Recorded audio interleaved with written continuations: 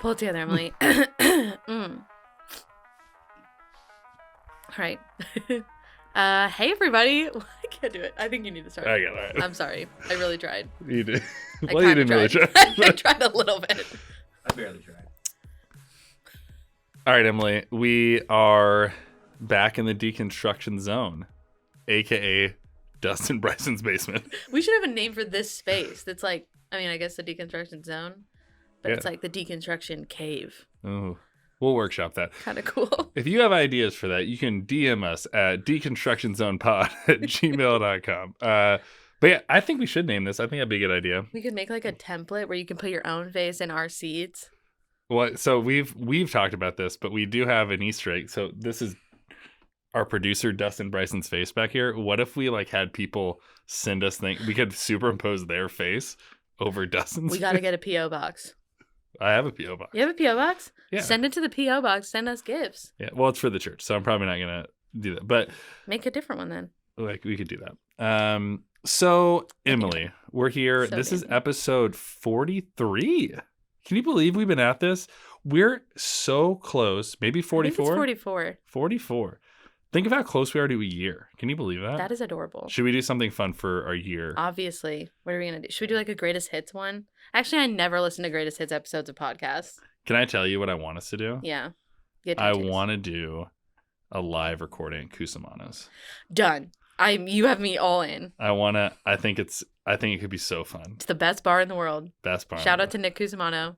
I think it'd be fun. It would be so fun. But what I think could be fun is if you have ideas for what we do for our 100th Yeah. episode or 52nd episode or year anniversary, let us know. Like that'd be pretty cool. Like we've been doing this for a year, That is Emily. so adorable. So adorable. So before we dive in though, I just want to say we've Stop hit pointing at me. It's we- really aggressive. we've hit this the last couple of weeks. But just like if you don't already subscribe to YouTube, do it. I don't know why you don't already.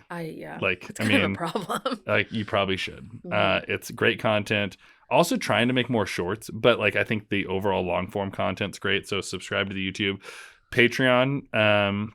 There's a chance that we're gonna be moving it to Spotify subscriptions because I'm having a hard time figuring it out Yeah. on Patreon. But either way, there's a chance to get bonus podcasts behind Mhm. the zone.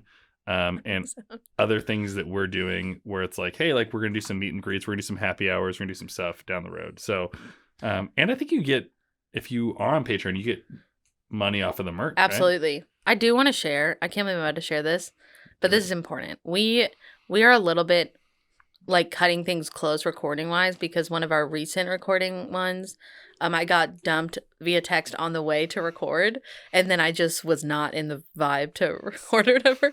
But I love that, like, after I just cried for like hours and was like, we just processed the whole thing. We were like, that would have been a really cool behind the zone episode. That Just would always producing. always pretty well. So I think that's a good segue to our Emily check-in. Okay. How are things going?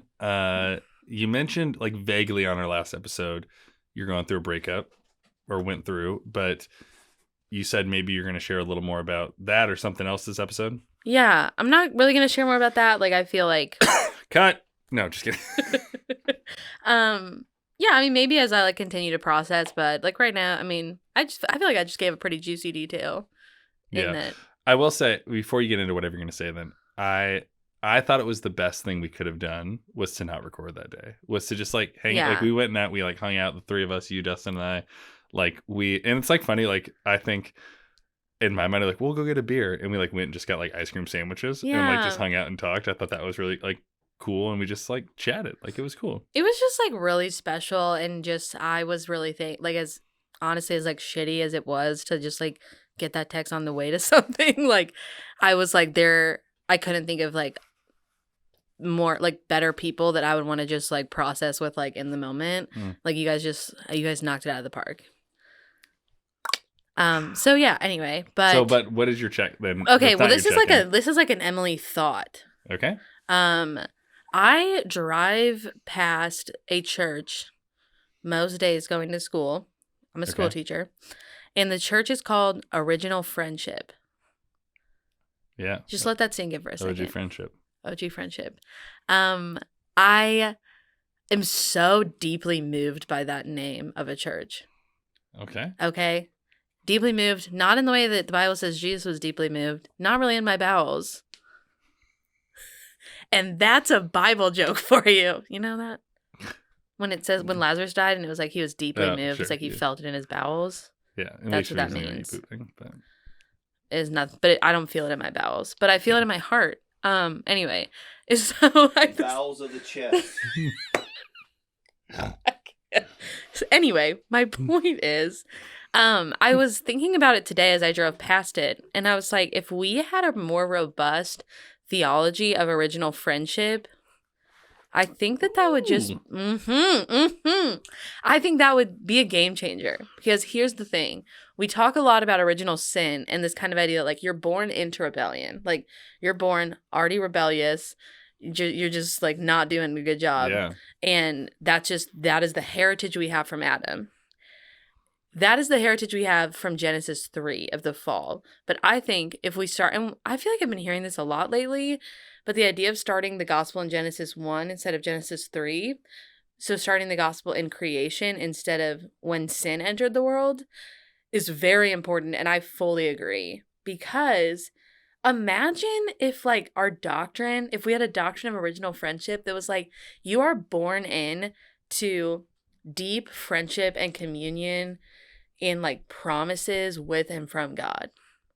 Like, if we just, I mean, I just think we need to talk about original friendship every time, because that is so much, you don't feel like, I think we've said this before, like, the idea of adoption, to adopt and be like, yeah, you suck, but we still adopted you, is, like, kind of a shitty thing to say.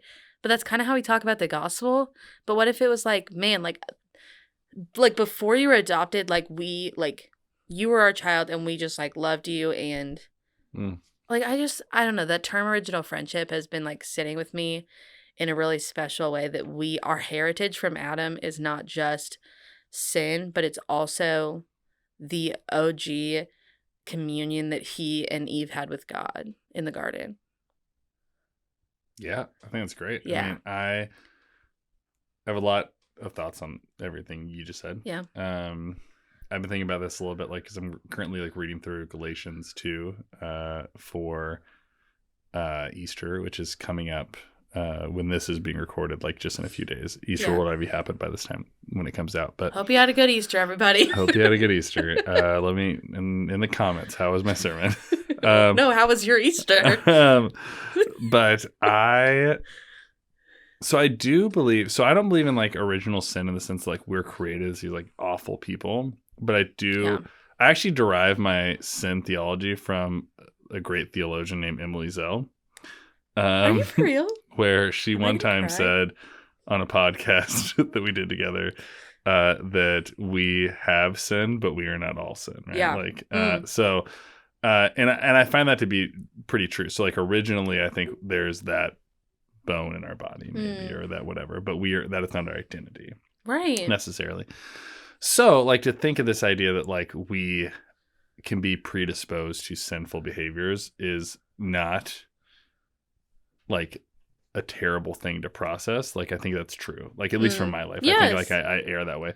But I love what you're saying in the sense, and I preached about this, and I've said this before in a sermon, like, and probably said on the podcast before, like, if you go through Genesis 1, like, or 2, whatever it is, like, God's, like, going through and creating things, and they're good. Like, creation's very good, right? Mm-hmm. And even humanity is very good. Yeah, humanity is very good. There's this, like, that's initially a value statement of elevation of, like, the relationship that's there. But then, like, we kind of skip through a lot of stuff where, and it's like the author couldn't put all of this in here. And I said this when we were in Ohio at the One Voice thing at Mount Union. Like, the whole story reads as generally poetic and not historical. Yes. But regardless of how it reads, like, you couldn't have all that, but it does imply a great relational connection, even if you just based on how bummed out God is at the fracture of the relationship. And what's interesting is, like, I think if original friendship, and I haven't thought about this at all. Like, so I think maybe people are like, oh, we talked about this beforehand. So I'm really, like, verbally processing this out loud.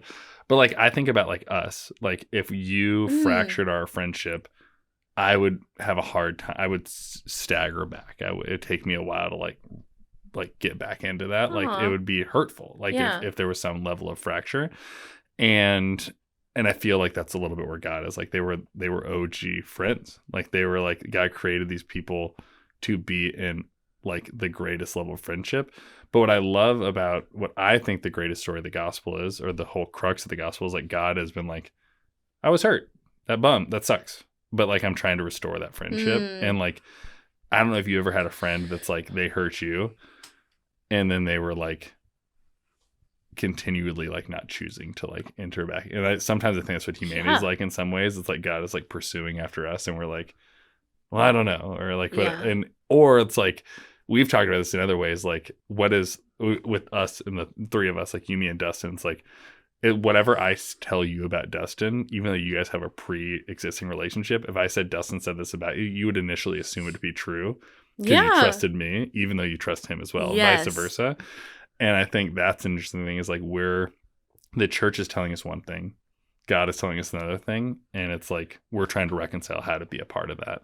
And I think at the core of it is like I think God just wants to be in relationship with us. Right. And I think the thing that I think is hitting me is like we talk a lot about how when you hear something, even if that's not what the person meant, like you hear something and then you think that of God. Mm-hmm. But this is like I think that the difference is if like me and Dustin, you know, like we're friends and then you were like, actually, you hate Dustin and you reject him every day since the day you were born, even though you didn't know him. Yeah. And I would be like, oh my God. Like, I'm just like, what do I do with that?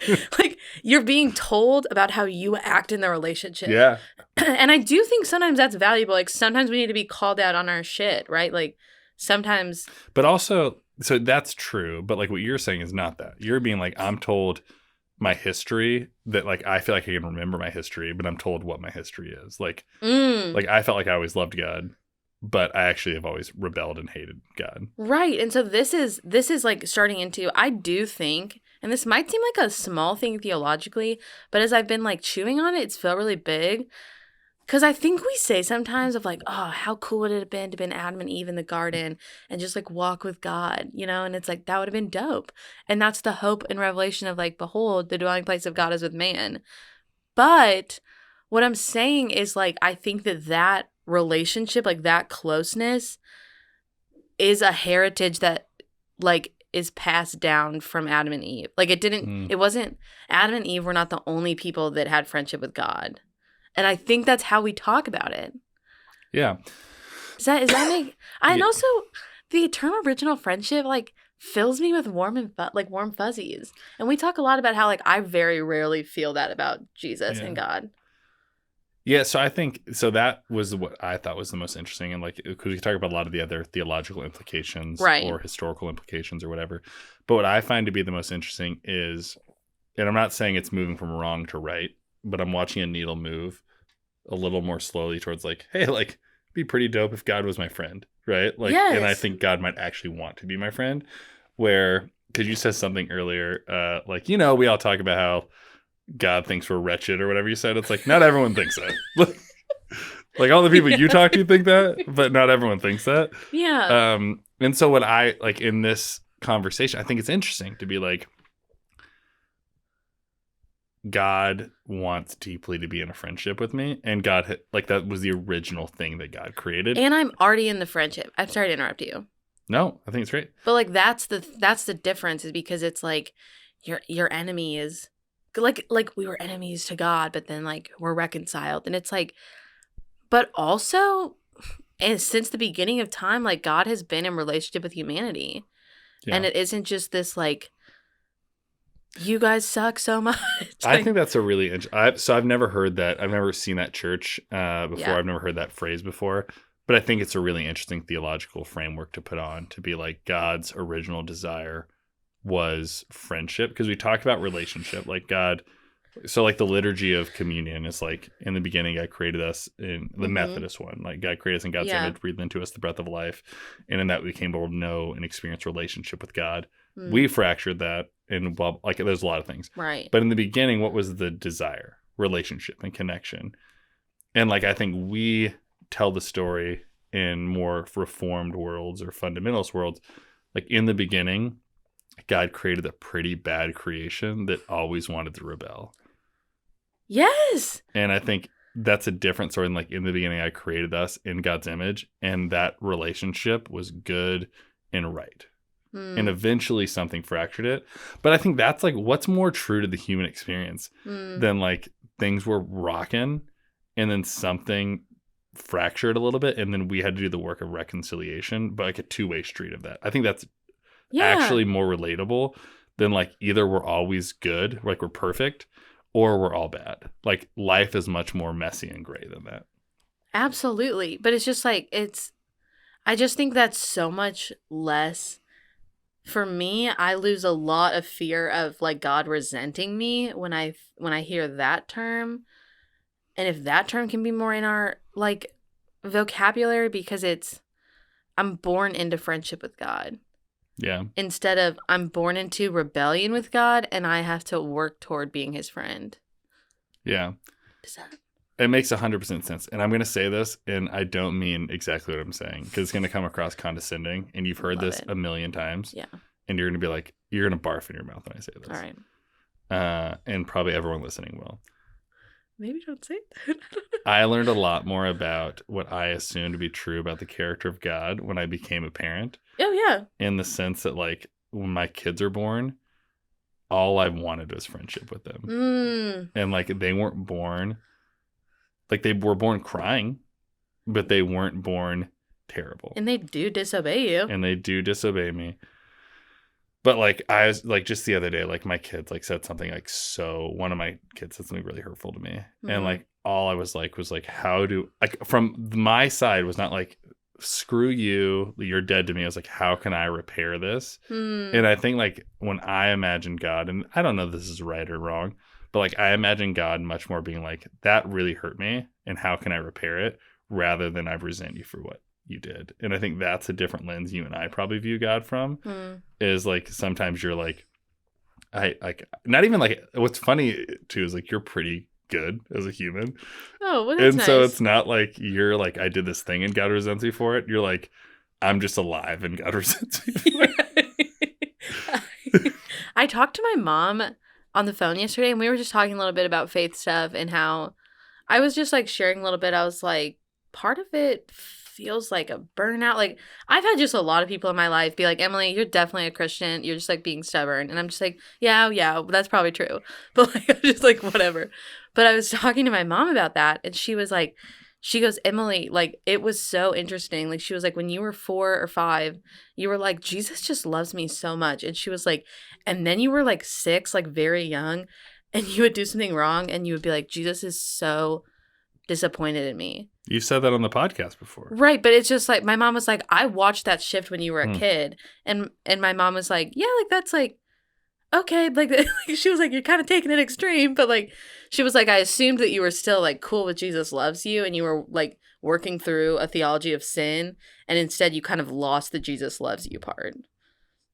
Yeah. And she was like, it was cool to hear her talk about like watching that shift. Because she was like, other 6-year-olds don't feel like God resents them, you know?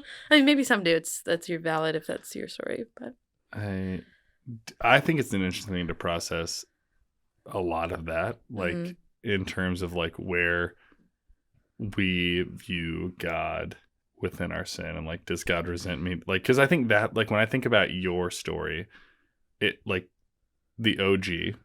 It's not OG sinfulness. It's not even OG friendship. It's like it's OG resentment for what you did to God. Original resentment. That's what I feel like I was born into.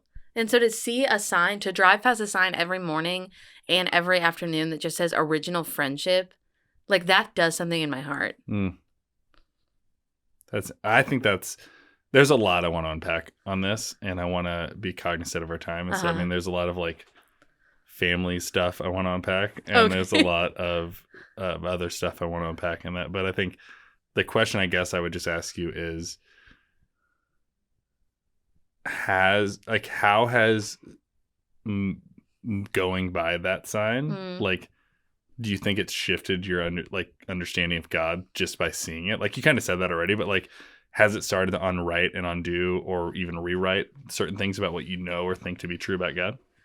So I think when I first drove past it, it was a little more sad and hopeless in a sense that I was like, Can I pause you real quick? Yes. And be honest with me. Okay. The first time you drove by, were you like, ugh? Or did you? No, I loved it. You loved it. The first time I was just like, yeah. Okay, the first time I saw it, I was like, this is it. 3 years ago, when I was still like hardcore reformed, if I would have saw that, I would have been like, ugh. Right? Yeah, okay. Okay. But I saw it and I was just like, oh my God, like something in my heart like soared. But I had, my moment was like, man, I wonder if that is what I heard growing up. If that's the sign I saw every day growing up, if like my view of God today would be different. And it was more just like, woe is me. Like kind of like a self-pity vibe. And that's not super correct, but that's a little more accurate than like this like hope of like, oh my God, this changes how I see God. But I think like as I've been processing it more, and honestly, like I talk about this on Behind the Zone, shameless plug, but like going through this breakup has like had me thinking about the character of God in a lot of ways. And I think that was kind of a catalyst for looking at that sign and thinking like, man, like that is the God I want. And that is like, and like, what if that is the God that is offered to us? And like, that would be a game changer. So I think it's just like, it switched from like almost me being resentful seeing the sign of being like, wish I could have had that. This is me driving. I like that. That was my favorite part of that whole versus like, oh my God, like what would it look like for me to let that sink in today? Does that make sense? Yeah. Semi-tangent. Do you still believe in predestination? No. Okay. Then, I don't know, honestly. Okay, then end the conversation there. I want to move us then into our kind of email section. Yeah. Email corner. Do. If we want a song for it, we have to stop singing one. I think it's really catchy, if I'm being honest. This is why Dustin is not behind a microphone, because he says mean things. But behind the zone. Behind the zone, he is behind a microphone. Behind the micro zone. So, no, I'm not going to go there. So Emily and I on the ride back from the airport, we're like trying to come up with like a lot of different things, and I came up with some really bad ones. I wanted to call everything the something zone. Yeah. So like the email zone and the recommendation zone. Yeah. It was not great. Not the worst. He's driving and he goes, yeah, I think we can workshop that. That's like the nice way of being like, that's a hard no for me. All right. So this message comes from Isabella, who we've gotten a few messages from before. Okay. But I text this one to you. Yeah. Maybe, I guess this came on the 20th of March, so a few weeks ago. Yeah.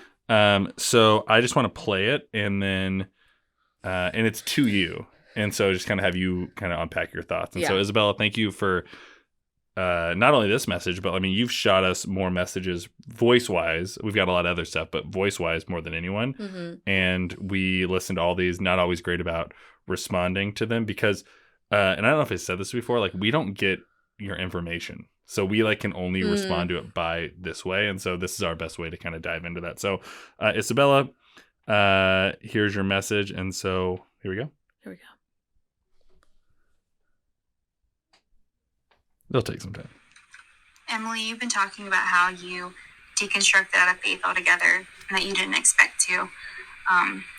Has there been a point in your journey where you've just wanted to or wished that you could reconstruct all over again? Or maybe has there been a point that you've just longed to go back, I guess?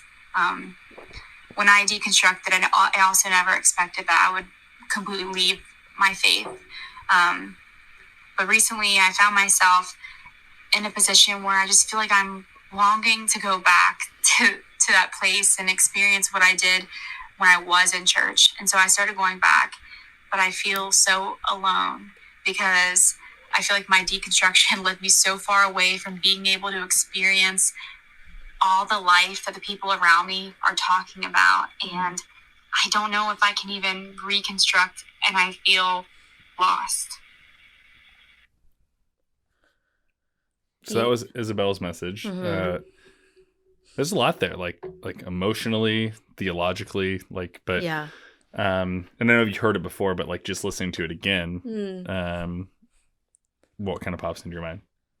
Yeah, I mean, I remember the first time I listened to it, I was just like, yeah, like I resonated with so much of that. And I just like, first I would just say, Isabella, like, I'm thankful for your vulnerability in that. Like, that's a lot of those things aren't easy to admit either, Yeah. in And my I know when you opinion. messaged me, you were like, man, this like, I It can't remember really exactly what you hit. said, but yeah, I you're think I like, just said, damn. yeah, like you're Yeah. like, this resonates, Mm. but like also like you get that feeling. Yeah, and it would also make me sad because I was like, yeah, like I get it. Um, I'm gonna try to just address the like pieces of it. Do I ever like wish I could just like completely reconstruct and go back? For sure. Like it and Do you I wish like you could and go back to where you were? So I don't want to interrupt you, but like, do you wish you could reconstruct to some what you want, or do you really want to reconstruct and go back to where you were? I think that there is a nostalgia of certainty. Okay, yeah, Oh, that's like a band name. yeah, we'll put that on a shirt. Nostalgia of certainty. It's kind of a folky indie band. Should we start this band? Okay, anyway.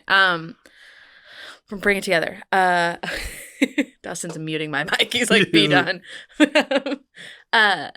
Yeah, like, yes, there is this nostalgia for the times when I was just so confident and felt just like $1,000,000 on that. Yeah, I'm a terrible person, but I know my theology.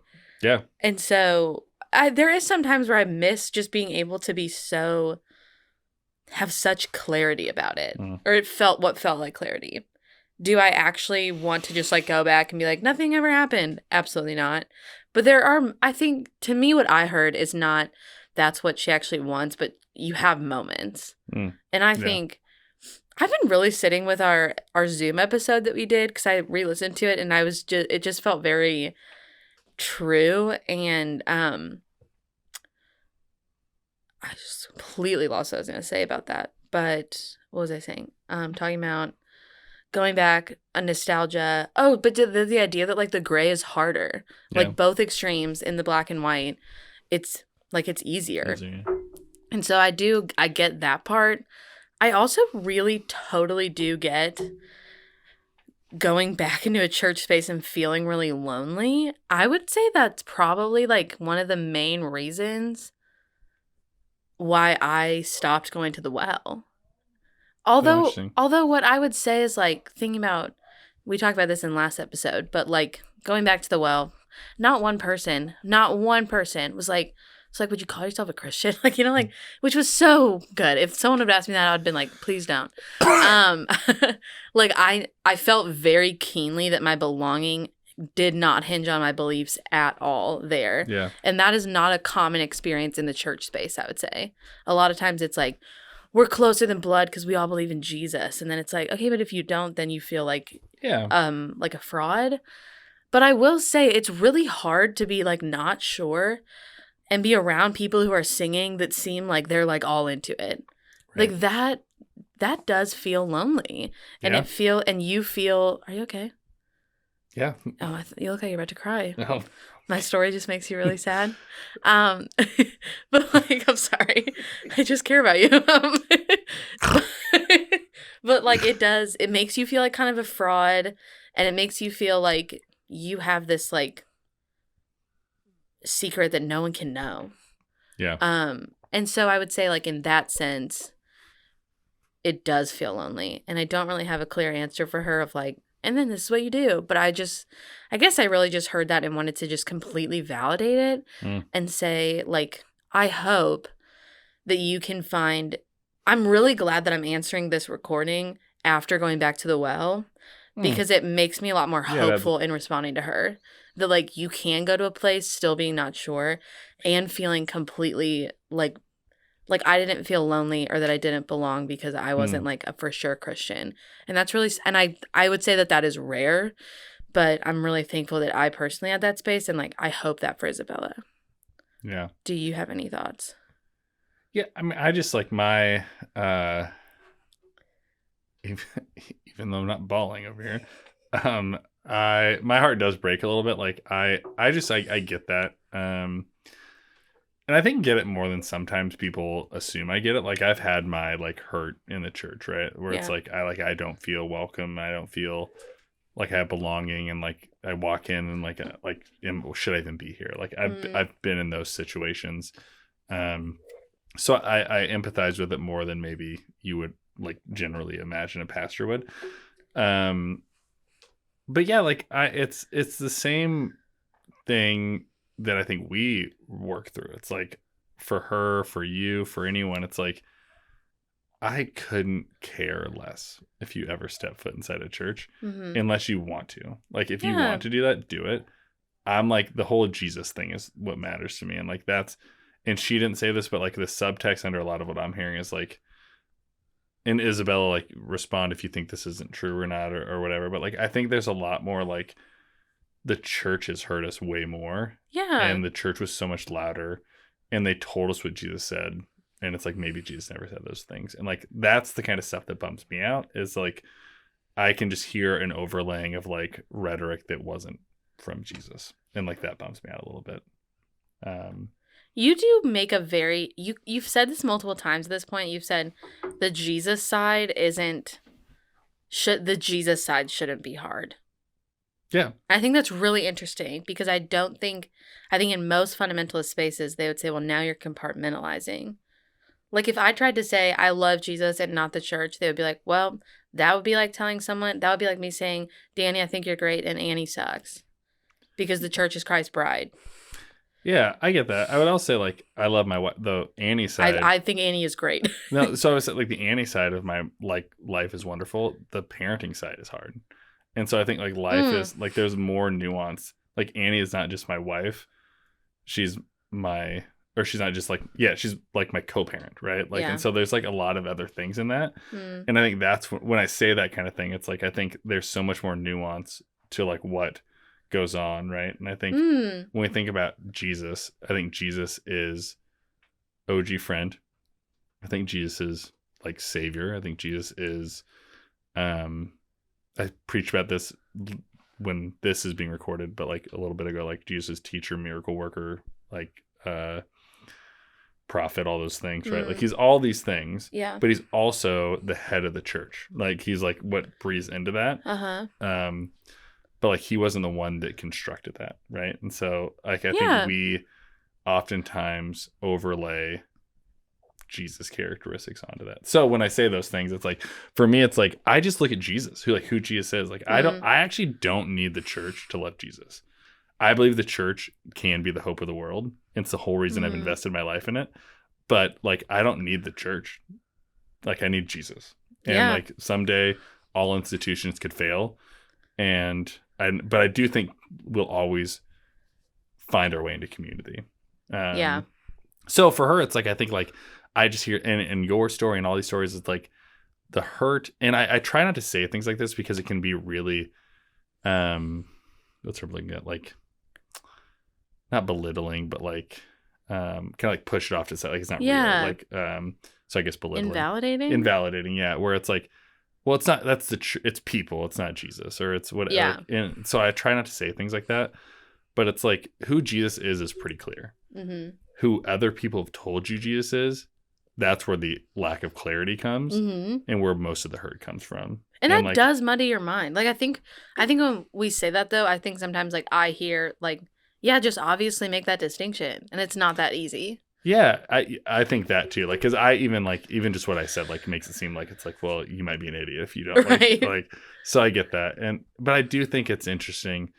So when I hear her comment, like I empathize with it. I think you empathize with it. And I think the reality is it's not as easy as step back into church. It's not as easy as like work harder. It's not as easy as whatever. It's like there's a lot of like if it's a spider web, there's a lot of different like ways it goes. Yeah. That like you can't, and you felt this in your own deconstruction. You can't just be like, okay, now I've solved this problem. Right.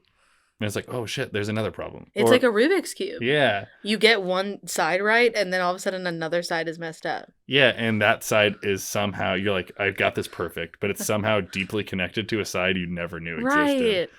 So I think it's interesting. But I love it. Like part of my favorite thing about this podcast has been hearing other people's stories because 44. 4 weeks ago, we started this recording it, but like probably almost a year ago, you and I had that conversation that we've referenced several times. And it started with a simple question. That's really cool. And I think had we not, and what's funny to think about is like we're friends now. Like we do, like we weren't that good of friends then. But I dove right into telling you exactly what I was thinking. Yeah. And what's also funny is like we weren't friends. Right. And Aww. I just think like there's, I guess for my encouragement for her and for anyone is like the long haul. Like you wouldn't have, I wouldn't have, in Dustin's behind the camera wouldn't have ever imagined this is where we'd be.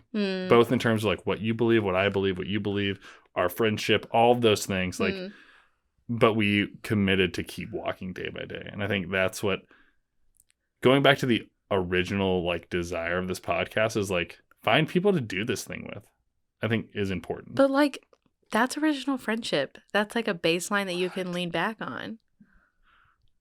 That's a great callback. That's good. I'm a good comedian sometimes. That's so good. Do you want to? I feel like that wrapped it up perfectly. I think it wraps it up flawlessly. So, and again, Isabella, thank you so much for that. Like, for real. Anyone, whether it's Instagram, YouTube, TikTok, whatever, shoot us your stuff. We're probably, I'll be honest with anyone that anyone wants to message us. If you're going to message us in a comment on TikTok, it's the least likely place we'll respond to. But DMs on Instagram and our email are the easiest place to connect with us. So I guess before we go, like the recommendation zone. Yeah, the rec zone, the rec place, the rec center, the rec center. We got one. I'm like, that's cute. Dustin hates it. What do you? I wish, and this would be harder. But we should put a camera right here that's just on you the whole time. Because Dustin, I wish everyone could see this. Like, Dustin rides the roller coaster of emotions through this. Like, sometimes he's like, headphones on, like, making sure the sound's really right. Other times he's like, what the hell are they talking about? Other times just like dying. But sometimes he's like, he just smiles, and I'm just like, oh, like, I think he like loves us. Yeah. I know he loves us. Oh, yeah. Original friendship. Anyway. So what's your recommendations? What are your recommendations? The rec center. I love it. Book-wise, this has nothing to do with deconstruction, but I just read this book that I loved called Now Is Not the Time to Panic. Loki also forgot the author. Again, I don't think there's more than one book named that. And it was just so beautiful about like the power of art. And it's about these two kids who create something and then it blows up more than like they ever expected it to.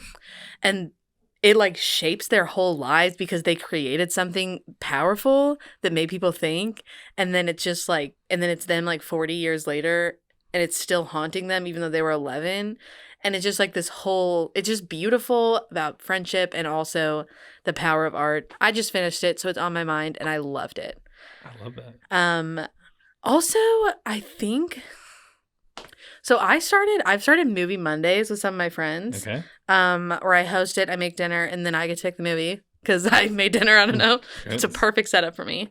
And we watched The Kid, which is a 2000 movie with Bruce Willis. Robin Hood Theater, Sherwood, Oregon, 2000s. First date I ever went on. To see The Kid? With Erica. Is that your first girlfriend? It was my first date. And I got, like Crunch, like little bunch of Crunch things. Like a quintessential movie snack. Like kind of like fell out of my thing and like it was in my seat. Didn't realize it. Got up, looked like I just pooped my pants. Like just brown all over. And no one poops outside of the pants. But as a sixth grader, it was like your first date was in sixth grade. That's impressive. It was detrimental to my dating life. Did you have a second date with Erica? No. No. Probably because of the bunch of Crunch, honestly. 100%. But The Kid is just, it's a movie that I always loved. I watched like growing up, but then starting therapy and doing like inner child work. I think that movie is so ahead of its time in the way that you watch an adult process through their childhood again and like care for what they needed a lot younger and how that helps them in their adult life. Like, I just think that movie is so ahead of its time, and it's genius, and it's charming, and that was this week's Movie Monday, and I just highly recommend it if you haven't seen it. It's on Disney+. I love that so much. Mine would be feel good movie, Stephen King, Children of the Corn. No, just kidding. It's all over my TikTok. It's all Children of the Corn clips right now. I don't know why. And I've had the worst Children of the Corn nightmares. Oh no. It's about kids just killing all the adults in their community. My kids are old enough where I'm like, they're the bad. I used to be the good guy and now I'm the bad guy. Great. So I would say I have no good books or anything. Like I just like I can't stop watching Zootopia with my 2-year-old daughter who's like really into it right now. She loves it, but like I think it's the greatest story of like diversity and inclusion that's on a Disney thing. It's essentially about like biases and like how we like create these narratives. I think it's really, really good. Some might say I made a post about it and someone thought that I was drunk when I posted about it. I forgot about that. Yeah. He just, guys, this is important. He just posts on Facebook sometimes, watches Utopia, and he's Utopia fans here. And I'm just like, are you plastered? Like, who is posting this on Facebook? And then I ended up really hurting your feelings, but we worked through it. Actually, even though we don't fight on this podcast, it was probably our first real fight. I was really nervous. Yeah, because we recorded like a day and a half later. Oh, that was the day you broke up, though. So we had bigger fish to fry. Oh, you're right. You did. So anyway, so that worked out for me. No, Zootopia is really, really good. Also, I will recommend Ben Rector Live in Denver. Okay. One of the greatest albums, like live albums I've ever heard. Like if you're a Ben Rector fan, it's really, really good. It's again not like he actually does have some great, like he's very Jesus centric in some of his stuff, but he's like not a Christian musician. Yeah. But has some really cool stuff. But so Ben Rector Live in Denver and Zootopia, those are my recommendations this week. I dig it. And so before we go, I know we're in mid 40s, but encouragement before we head out. And I don't need to give one. So you're a sender. My encouragement would be to ponder the friendship of God. Like I just think that's something I've been pondering that's been like just really sweet. The original friendship. Nobody cares what Danny has to say. So I'm kidding. Thanks for watching and embrace the journey.